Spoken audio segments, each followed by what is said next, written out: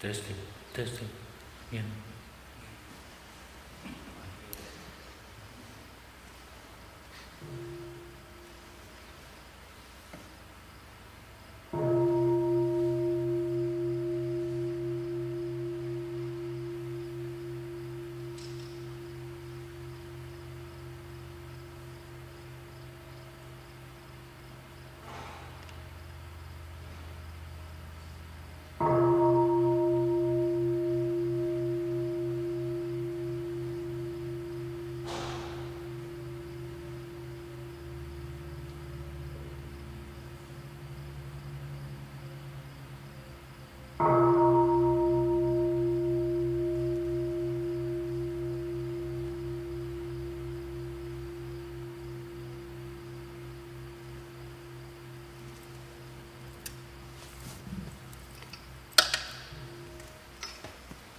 Contemplation before chanting. The Sangha is invited to come back to our breathing so that the collective energy of mindfulness will bring us together as an organism, going as a river with no more separation.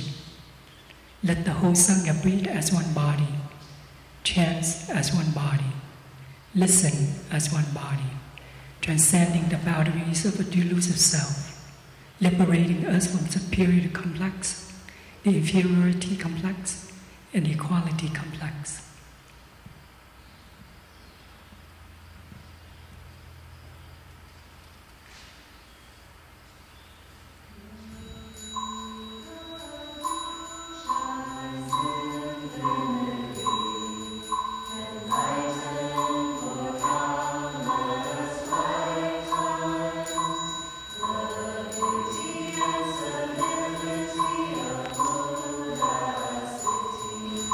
See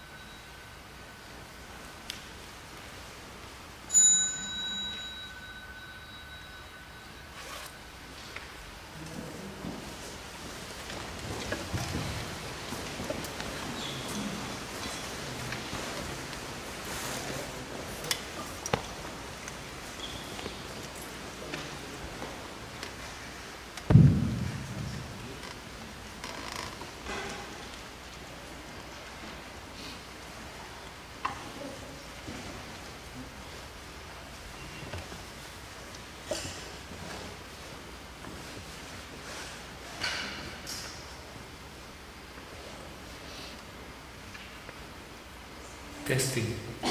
Testing. Can you hear me well? Today is Thursday, June 15, the year 2017, and we are in the Big Togetherness Meditation Hall at Blue Cliff Monastery. Everybody can hear me well? Yeah. And we have a first Dhamma talk for the retreat, wake-up retreat for young adults.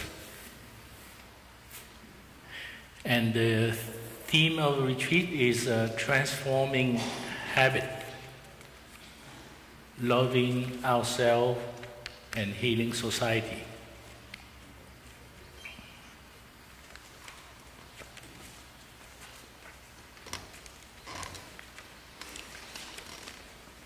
So I don't know, the organizer for this retreat has a certain desire agenda to talk about, having to do with transforming habit energy. And I think first of all we need to figure out what are habit energy.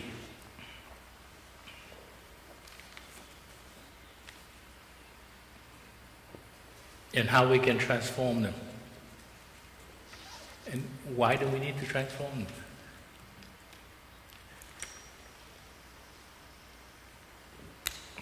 So let's talk about a definition first.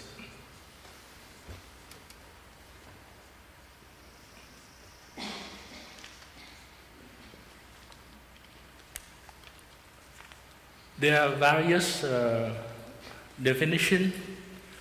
But I just summarize it's a set of sequential reaction, responses to stimuli, learned, memorized, and repeated over time to the point of become unconscious.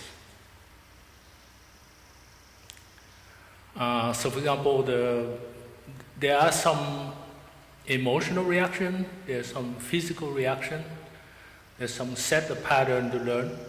For example, the simplest example is like we learn how to bicycle. I remember when I learned how to bicycle, you kind of wobbly, you fall a lot, you are afraid to, because you're afraid to fall, and somebody hold the bicycle behind us and push us a little bit so it gets some speed, and then after that we maintain the balance. And after that, once we know, we don't think about it. We just get on the bicycle, we start it. So I think this is what we call those kind of habit energies. So for myself, I think that the habit energy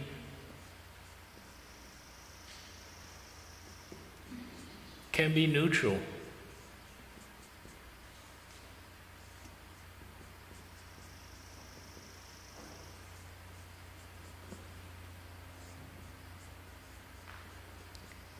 Can be positive. And can be negative.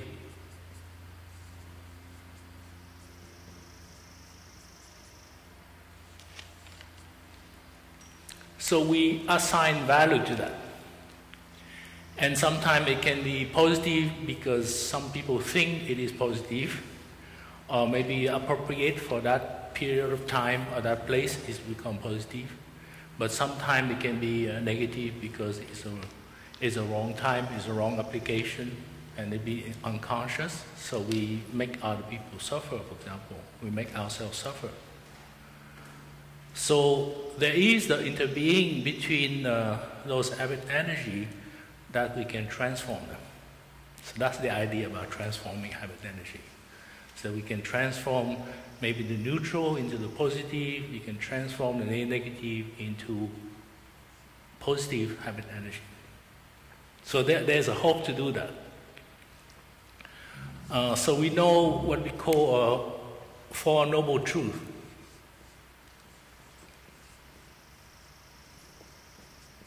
In Buddhism,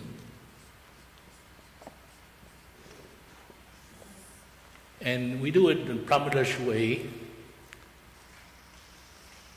Ill being,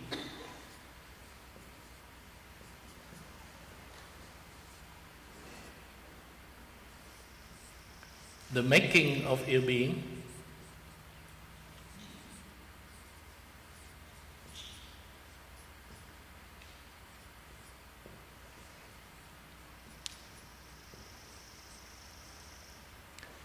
well-being,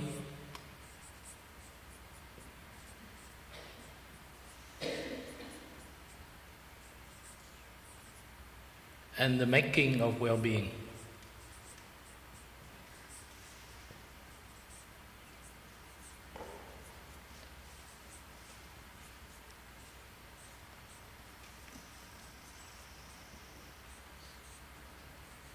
So we can kind of separate into these two.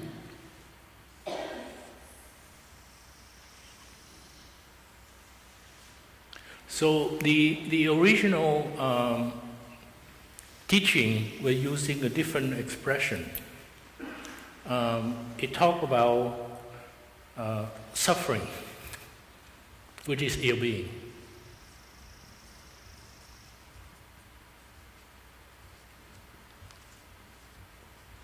It talks about the cause of suffering, which is the making of ill being. And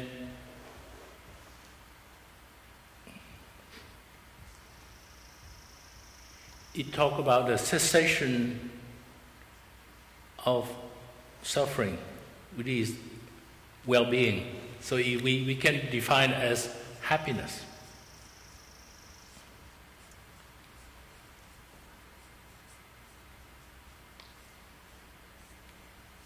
And it talks about the path to the cessation of suffering, which is the Eightfold Noble Path, which is the making of your being. So, to me, in the way Plum would describe it, it's a lot easier to understand. Do we want to go the path of suffering, making ourselves suffer, or making other people suffer, or we want to go the path of happiness and joy and make other people happy? So it's very simple. So what we do, we can look into the positive habit energy, and we can water them. We can look into the neutral habit energy, and we turn them into positive habit energy. And if happen to be a negative habit energy, we can transform them.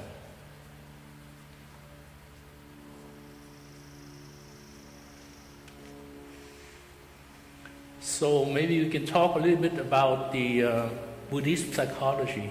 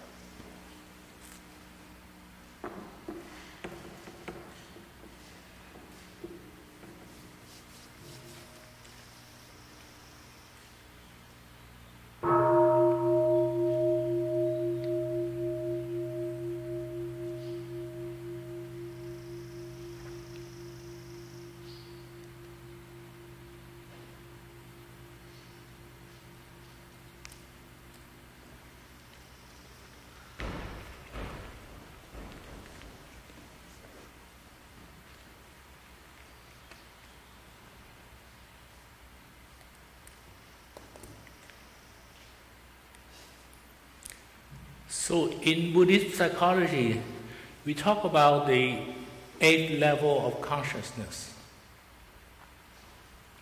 We have a 5-sense consciousness here, which is the eye, ear, nose, tongue, and touch. And we have mental consciousness, which is the mind consciousness. What we put the thought in the upper level, and whatever the emotion that come along with that, we put it up, and then it will calm down. And then we have a storehouse consciousness, which is like a subconscious, and it contains all the seeds of all our feeling, our mental formations. In Buddhism, they have 51 mental formations, like anger, joy, happiness. They all staying down as the seeds. So the thing is, when the seeds are down there, and they are strong seeds, meaning in the sense of habit energy, then they can easily be triggered and come up to the mental consciousness. And it produce thought, it produce emotion, feelings. And if we don't know how to manage them, then when they come back down, they can stay as a flower, for example. So let's say this is fear. So when they come down, they make the seed even bigger.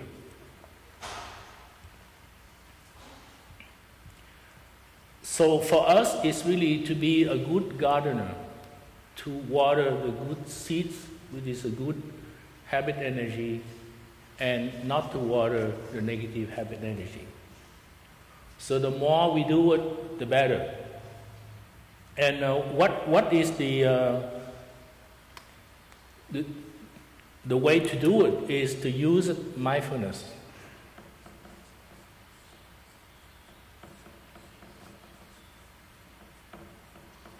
And sustained mindfulness, they bring to concentration.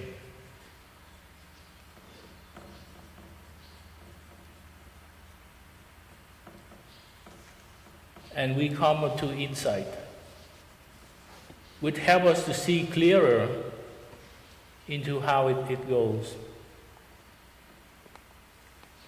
So the negative habit energy are not something foreign that we fight or we want to kill them.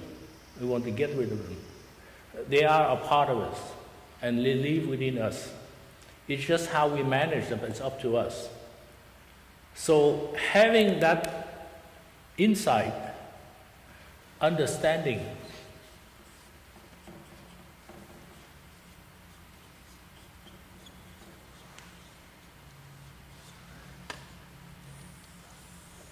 that's the key point for transformation.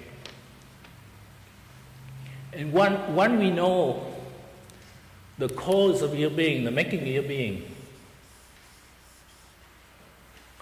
suddenly it stopped and it changed into happiness. We stop producing suffering for ourselves and we stop producing suffering for others because we understand how it works. So to me, this is very important to understand this image about it. And there is a 7-level consciousness which is very interesting. We call it a manas, or ego consciousness, or the self-image consciousness, self-consciousness. So these accumulate through our consciousness through hundreds, thousands of years. The problem is the storehouse consciousness, we're not talking about like a subconsciousness of Carl Jung. It's a lot larger.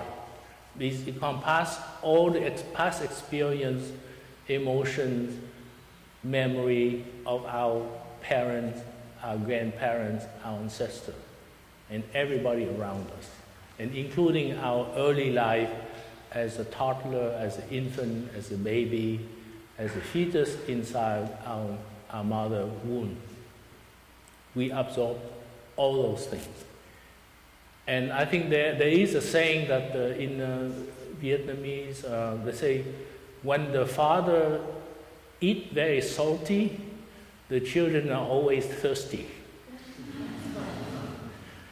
So one of the definition of habit energy we talk about is in Sanskrit they call vasana, mean to permeate, to impregnate. For example, like we have a figure like when we want to give a sense to tea, which we drink a lot of tea. For example, we put in a jar the tea leaf along with lotus flower. And we kind of shake them a little bit, and we leave them for a couple of weeks. And the sense of the lotus flower or the jasmine flower, depending how you like it, is infuse the sense to the tea leaf. And after that, you can remove the flower, or you can leave it, doesn't matter. But then the tea will be perfumed or infused with that sense of the lotus or with the jasmine. So our habit energy are like that, based on the experience we have. So when we interact in a daily life with other people, we have reaction. Sometimes psychological reaction, sometimes intellectual reaction. A lot of the time is emotional reaction. And why do we get emotional about that? Because sometimes deep in the subconsciousness, there is that knowledge that even though it's unconscious, there is a knowledge of the past. For example, when we meet somebody, we already suddenly find out right away whether we feel comfortable or we like that person. And some people we meet, we don't feel comfortable with that person. And we don't know why, because that's the first time we meet that person. So maybe there was somebody, maybe our ex looked like him or something, looked like her or something like that.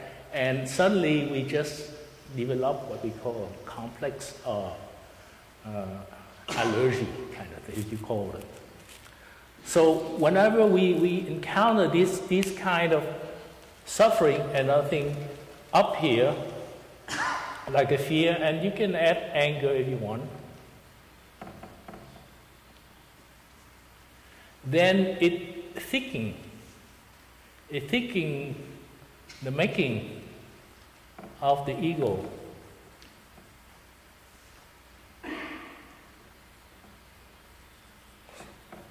So we anticipate that event. We fear it's going to make us happy, it's going to make us suffering again. So we try to avoid, we try to defend ourselves, we want to control the situation, we want to do different things.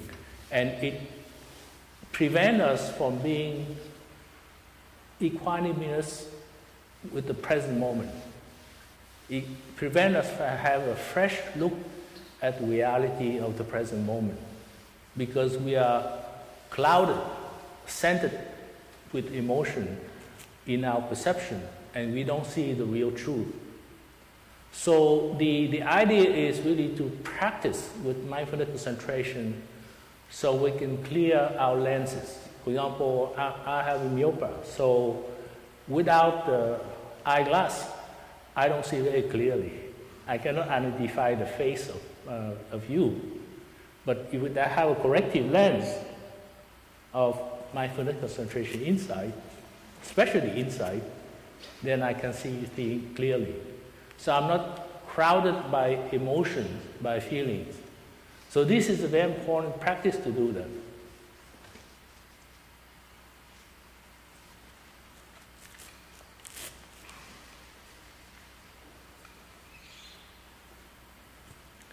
I'm using a board, it's easier for me to don't have to write so much.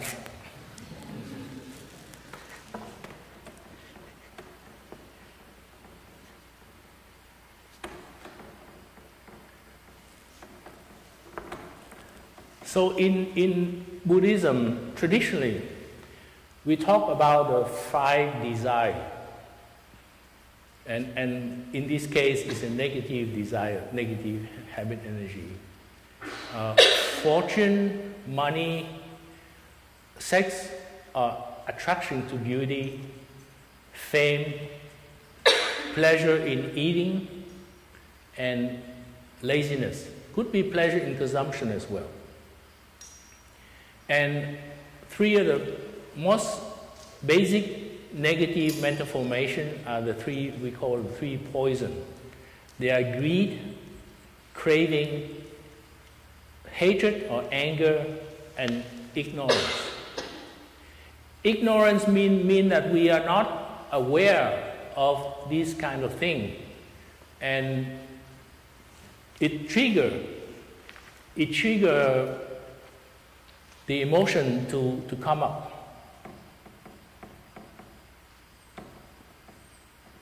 We don't want it, but it come up. For example, sometimes we have some retreatant coming to Blue Cliff Monastery. It's very peaceful atmosphere. Everybody smiling, everybody kind. But somehow that person develops fear, anxiety. And there's nothing that trigger. But yet, because the seeds of the habit energy are so strong that it pushes things to come up. And we try to stop thinking, for example, but the thought keep coming up the surface all the time. So through the intentional action, like we have intention, mindful step, mindful step, mindful step, mindful step, mindful washing the dishes, mindful washing the dishes. So we regain control of our consciousness, our mental consciousness. And through the selective watering of a positive habit energy and making neutral energy into a positive habit energy, we develop new neural path, and we can improve the quality of life. And in the process, we learn how to love ourselves, and eventually we will heal our friend and our society. But I keep thinking about it. There's something, I'm not fully satisfied with what it is, because it doesn't tell me why people want money, why people want beauty or fame. There seems to be something behind to push us to do this kind of thing.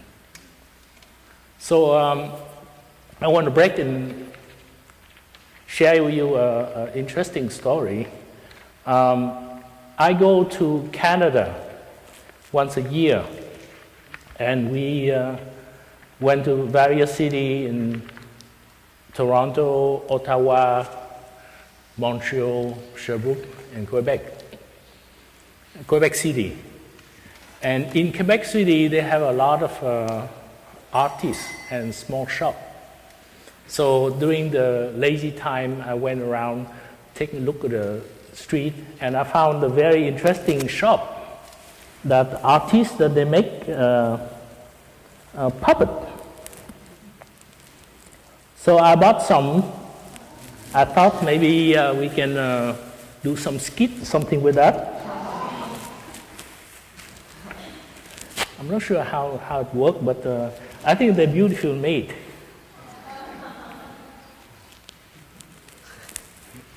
Okay.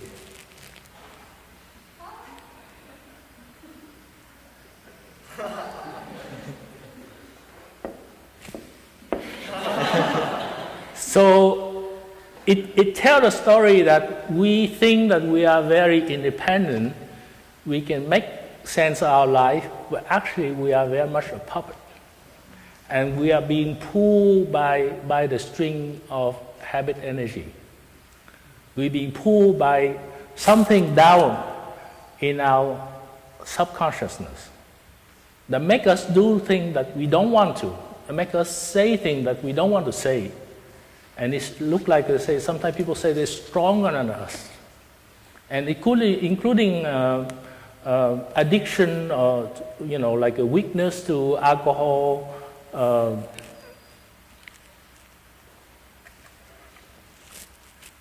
smoking thing.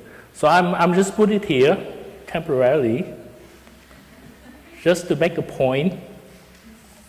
I hope it's hold.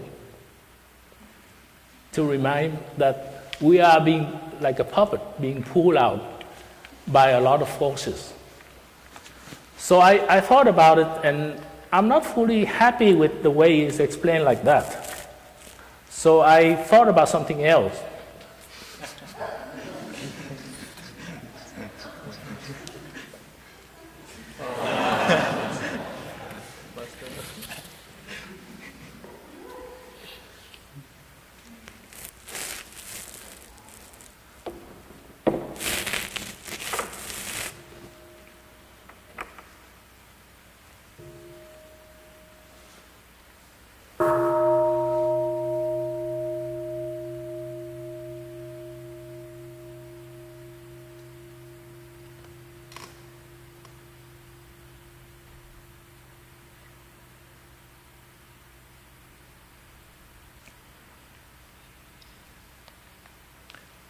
So I think this is close to modern psychology.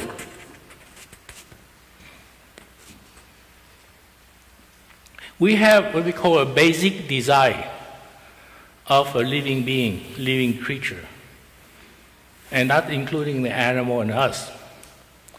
So the first desire is the desire to survive. We want to live, we want to survive, we don't want to die. So we want to protect ourselves, and through ignorance, when we talk about ignorance, we develop selfishness. And we develop the crave and the greed. Our ancestors used to live in the plain and just chased by dinosaur, I don't know, whatever, saber-toothed tiger or something like that. And the cold things, so they would learn how to hide in the cave. So slowly they develop a dwelling, and then habitation, houses. So then to ensure our survival in a modern society, we develop things. We learn skill, we learn how to build a nest, just like the bird, you know. We learn how to find a companion. And so to me, that explains why we have this crave for money, fortune. Okay? And then eating too. We can, before we just eat what we need, but then we have a tendency to store, to to anticipate, to prepare ourselves for the future. So we gather furniture, we gather food, we gather all kinds of things. And then slowly we develop what we call a pleasure in eating too. We eat more than we need. We eat the special food. The animal usually, they just eat what they have in hand. They don't prepare the food. But we want to prepare, we want to make something, and it becomes like an art, a cuisine, haute cuisine, whatever you call it. So the second desire to procreate. And what we call, they run by, we call a sexual energy. But the sexual energy actually is a very strong force for life. And that makes us, especially the young people, very energetic. we have a drive. We can do different things. Motivation. And if we know how to channel, we can use it properly. And that's a strong drive for life. If you don't have that thing, you don't have a will to live, you don't have a will to, and you want to succeed, you want to have other things. And of course, the third desire to be loved, to be listened. And this is something we learn from the very early life when we receive maternal love, the love for the caretaking. I remember there was one nun, she was sharing that when she was young, she got separated from her mother from a very early age due to circumstances of the war and all kind of thing, immigration. So she depended a lot on her grandmother. And she developed like a certain habit energy of her grandmother, who become like a surrogate mother or caretaker. So we learn love from those caretakers, from the parents. Hopefully we have a good parents would develop a nice, loving environment for us. So the best teacher on love and kindness are actually the close one in our family. So if we don't have a decent family, we suffer, then we need to learn how to transform those negative habit energy and restore and heal ourselves. So this is very important. And to be listened, to be acknowledged is really one of the biggest company in the world, which I am part of it, is Facebook. And you can see the part about Facebook is the like thing. They invent something new, dislike or something else, whatever, or love or something like that. But we love for acknowledgement. We love for people to listen to us. We love to be accepted. And of course, we desire to love someone. We create an image of somebody, someone that we can give that care with love. And so that we form a small circle, private group, private club, sorority, fraternity, whatever you call it.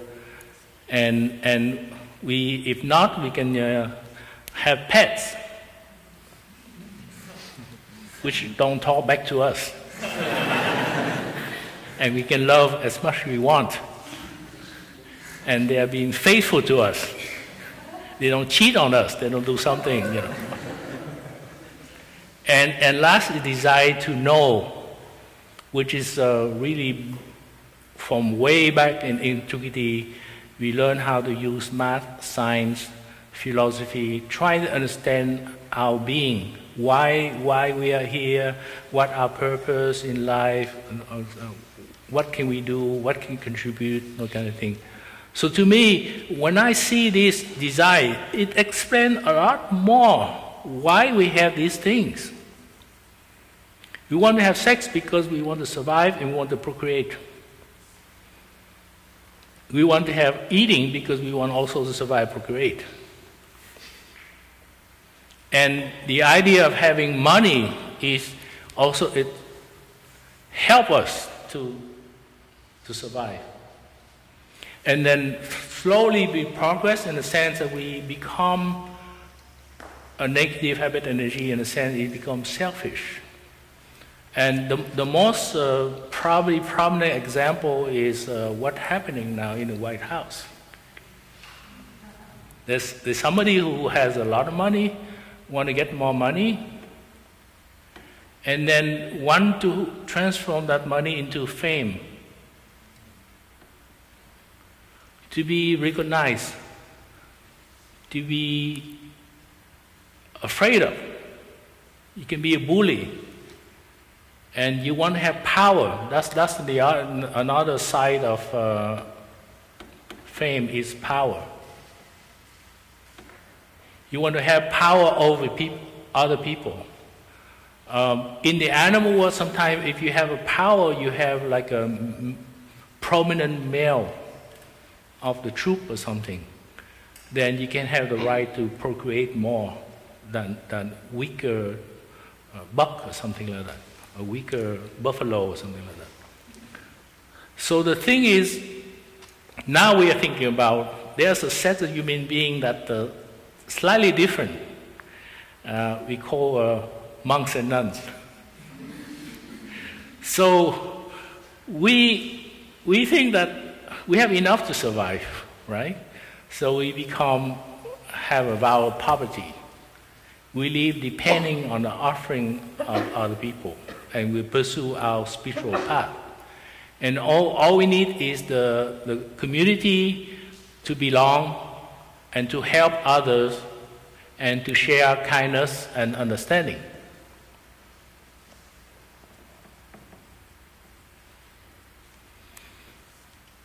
I remember that time I was working in banking for 23 years.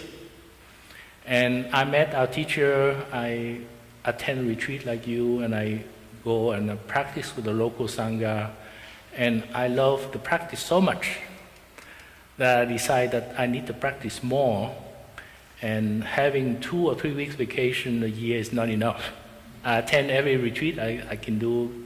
I come to Maple Forest Monastery, Green Mountain Ambassador at that time, when in the Vermont, before we moved down here.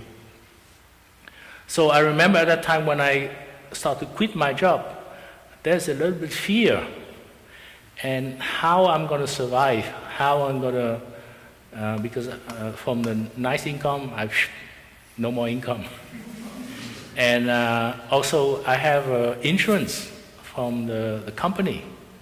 So I have to buy a COBRA, I think at that time they called it.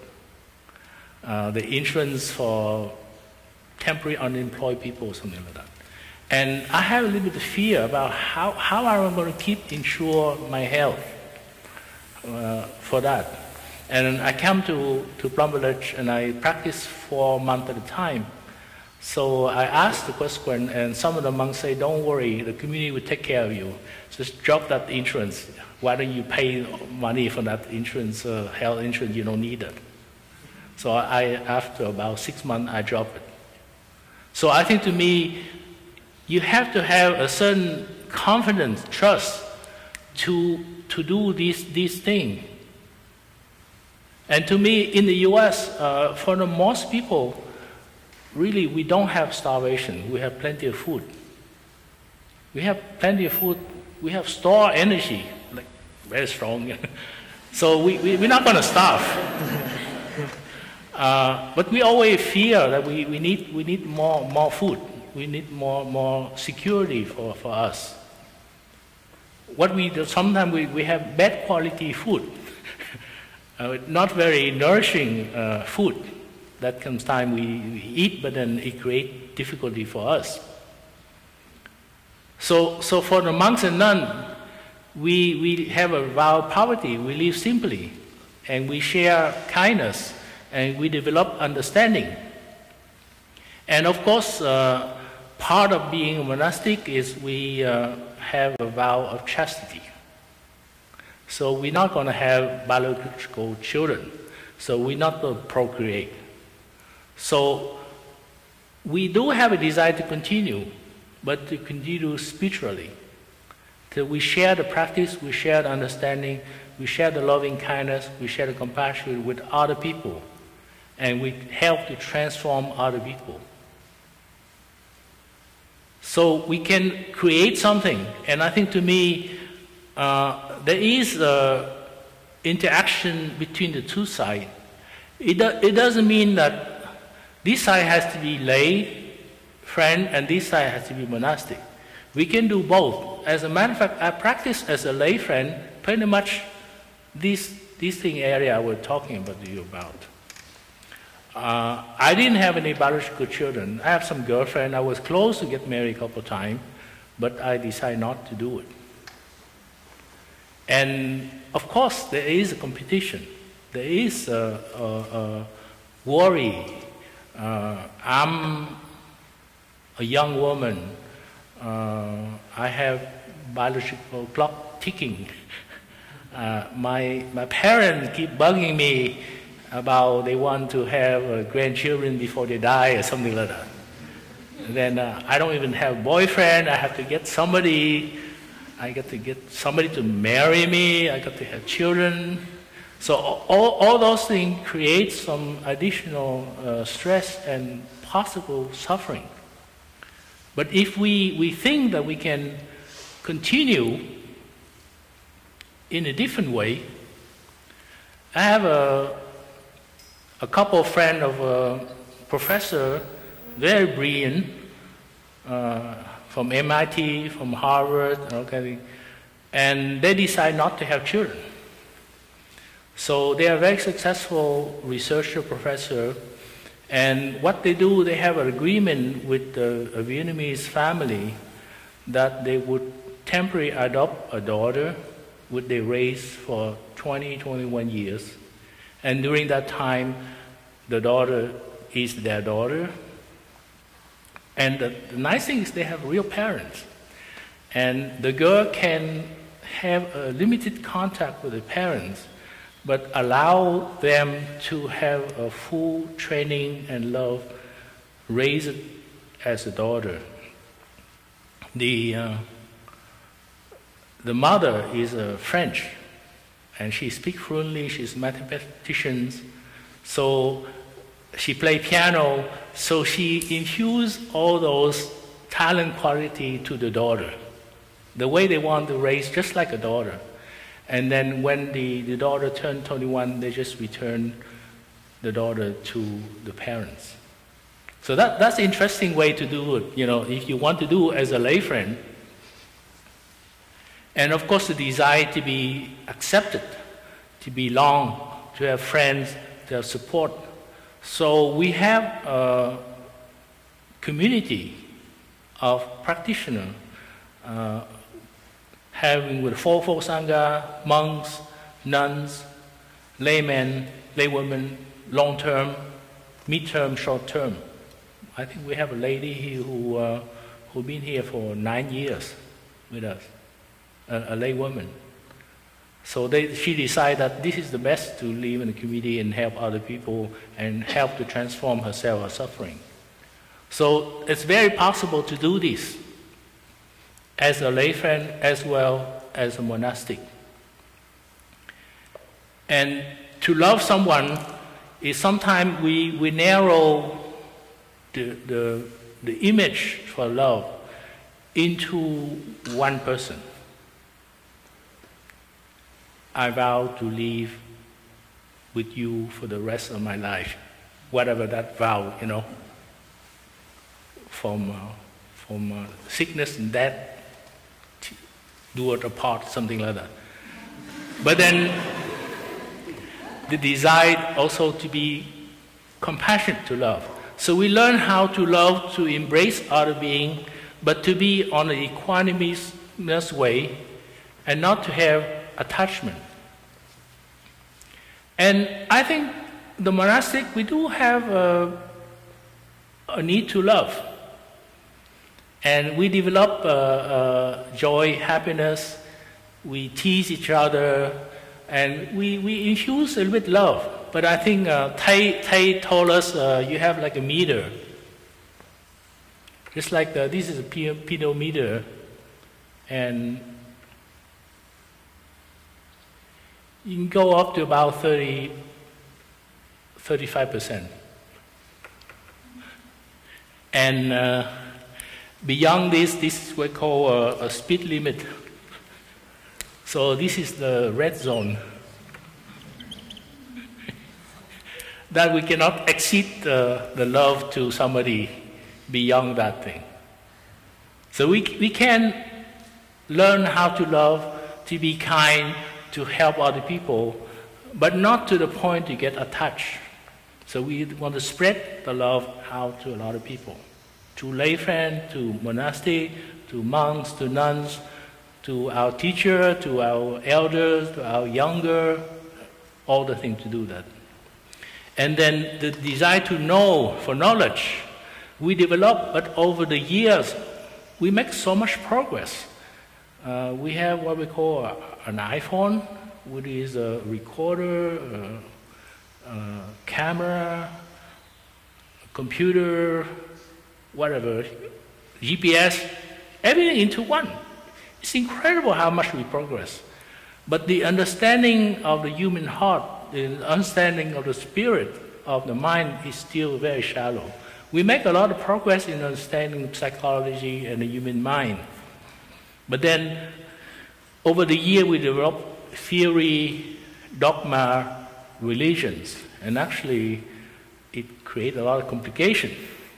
We have a lot of war due to religion, suffering, intolerance of other people's belief, dogmatic.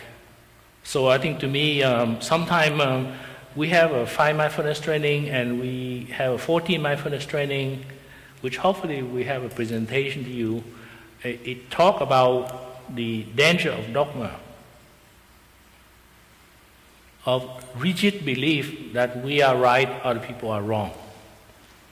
So to counter that is the desire to be enlightened, desire to awaken from our ignorance, awaken from that image that we think that we are only the separate self, that we can transform. So the Buddha was a prince. He's destined to be king. He's very rich. He has a lot of servants. He has a wife. He has children. He has one son, Rahula. And he was very well learned because the sage, the savant, knowledgeable teaching him when he was very young, when he was a teenage. So he has a lot of knowledge, but he thinks that intellectual knowledge doesn't help him and doesn't help him not to suffer. So he dropped the whole thing. He decided to go on spiritual path. And he said, well, I'm going to try to find out the meaning of life. I'm going to find out the reason why I'm not happy. So he pursued the path of being enlightened and to be awake. Then after that, he came back and he shared with the monks and nuns. He transformed lay people into monks and nuns who follow him, and then through them as a sangha group, they help to transform. And he has a lay disciple as well as a monastic disciple. So that desire to be altruistic, to help other people, we can do that. And so there is a check and balance between these two sides. And probably one of the best barometer to see how much we can transform is our relationship with families, with friends, with peers, family members, and social. How much we are able to integrate ourselves, how much we can spread that love, that loving kindness, that compassion, that joy, that happiness to other people, including ourselves. Of course, we have to start with ourselves. So again, the main thing, the tool that help us to transform them are mindfulness,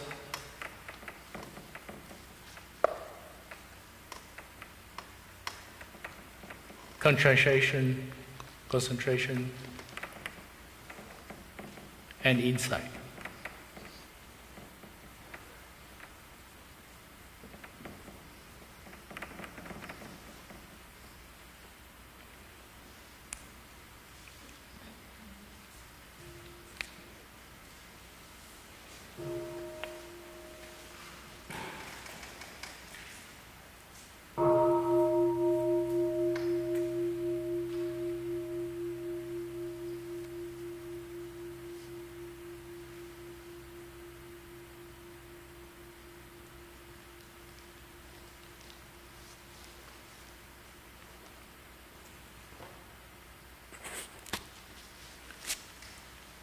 So our time is almost up. Let me read you a few more things from Thay's book, I think.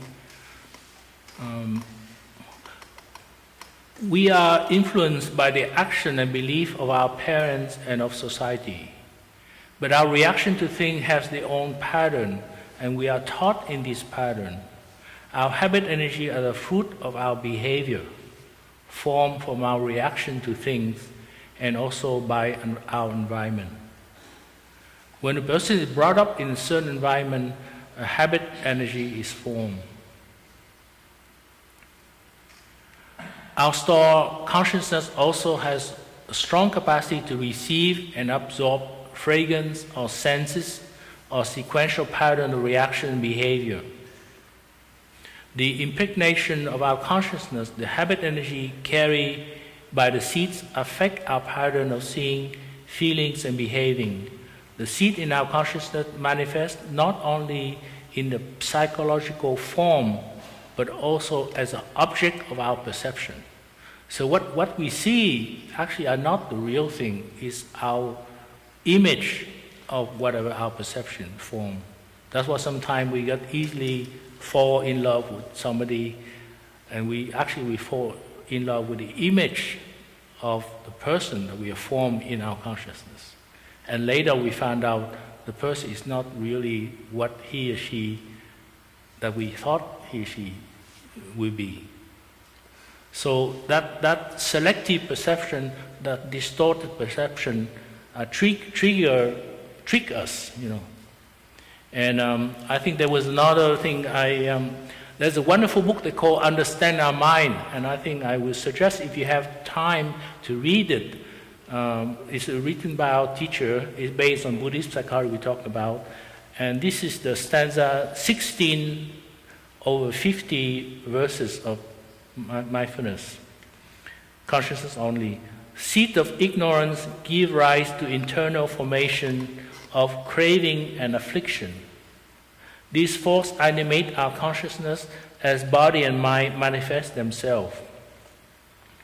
So the seed of ignorance that is in here, that from the past, from our parents, are very much there.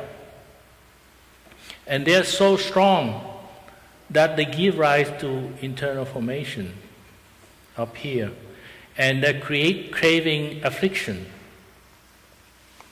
And these forces animate our consciousness when we become as a human being, when body and mind manifest themselves. What does that mean when body and mind manifest themselves? First of all, we are born. We are born as an infant to our parents, already being influenced by those habit energy.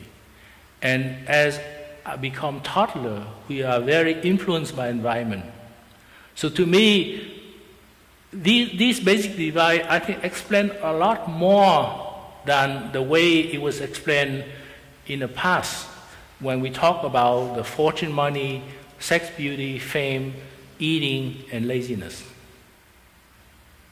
Because it doesn't fully explain why people are so greedy, why people want money, why people attract to beautiful people, or our notion of what beauty is, you know, and why people want fame. Because all those basic desires that drive us. And that doesn't mean that the basic desires are our enemy. If we know through knowledge, through understanding, how to manage them between the two sides, we can form joy and happiness. And the last I want to share with you is our teacher has a famous sentence like, happiness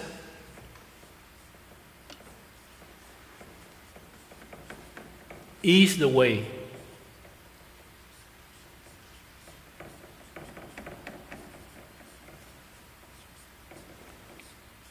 There is no way to happiness.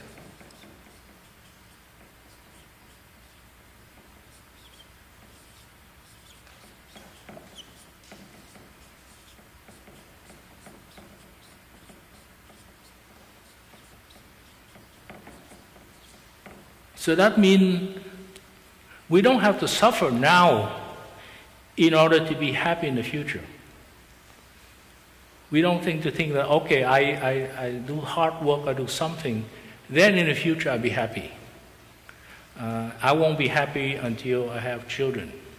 I won't be happy until I have family. I won't be happy until I have my degree. Somewhere along the way, we have to learn how to produce and generate joy and happiness along the way. We're not waiting. We want to be happy right away, in the present moment.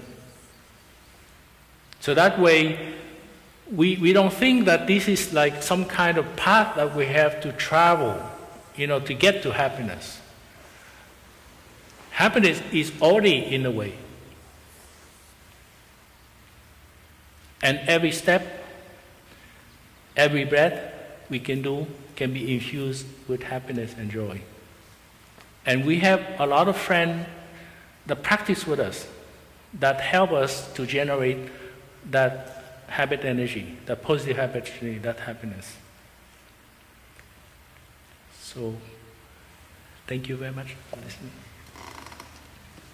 So you can listen to 3 sound the bell at the end.